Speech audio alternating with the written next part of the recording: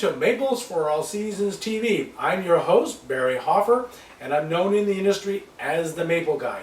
Over the next few months, we're going to be doing a lot of filming, and we're going to be doing a lot of outdoor interviews of people in the industry.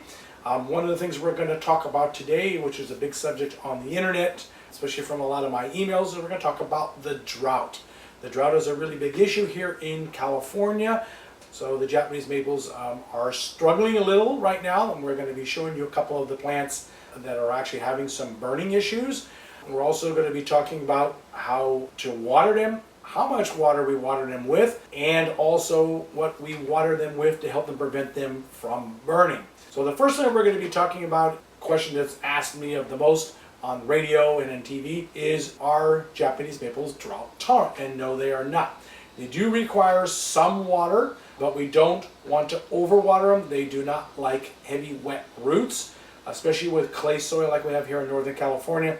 So if the clay is really heavy and you overwater them, the water ends up staying around a lot longer, and then the plant actually drowns in there. So we want to be watering about every 2 to 3 days, depending on the size of the plant, whether you start with a 1 gallon size all the way up to a 24 box size. 24 box size will take about 5 gallons a week, about 2.5 gallons every other 2 or 3 days, and then a 1 gallon might only take about a half a gallon of water. As I mentioned to a lot of people out there, you can save your shower water, not your sink water because it still has soap in it, but your shower water as you're trying to heat up, waiting for the water to heat up. You usually take a bucket, put it in there, and you can use some of that water for watering the maple. But otherwise, they're very easy to take care of. I'm going to talk about a product right now that we do use in the industry, and it's a product called Protect, and I'm going to show you here right now. Okay, the product we're going to talk about today is called Protect. What it does is it protects the trees against heat, drought, and cold tolerances. And the first thing we're going through right now is 2 things, heat and a drought here in California. So what we do is when we are going to have a fairly warm day, and all of last week and the week before last, we peaked out at temperatures of about 108 degrees. So we got pretty hot here. So what we do is this is a very concentrated product. It's systemic, which means you're actually going to water it into the actual plant with a watering can or a pail. So we use a 1/4 teaspoon of this product of Protect for every gallon of water. So the average watering can is between 1 gallon and 2 gallons. So either you're going to use a 1/4 teaspoon times 1 or a 1/4 teaspoon times 2. So depending on what you want to do. What this does is as you water it into the plant, and we try to do it once a week, it helps prevent the plant from burning. So as the maple is bringing up water into the canopy, it's actually absorbing it into the plant, and it's actually protecting the leaves. So when we have a hot day, it actually balances the soil root ball out and balances the canopy out so that we don't have a lot of water evaporation rate, which is happening out of the leaves.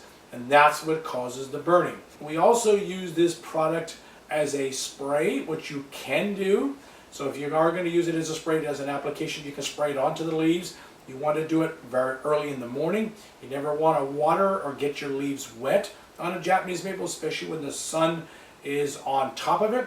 If you do water the maple, make sure that you're watering it at the base of the tree. Okay? So Protect has a lot of advantage out there. Another one that we use it for too is that if you have aphids and or scale, a lot of people have scale on their orange trees. A lot of times we'll use a half a capful for every gallon of water, and we'll put it into the container and spray the whole tree down, and that typically will also get rid of scale. Aphids also, you can spray it on top of the maple leaves if there are aphids around, which is primarily in early spring. So now what we're going to do is we are going to show you what else we use for Japanese maples when it comes to feeding them. So the product that we use for feeding Japanese maples is Foliage Pro.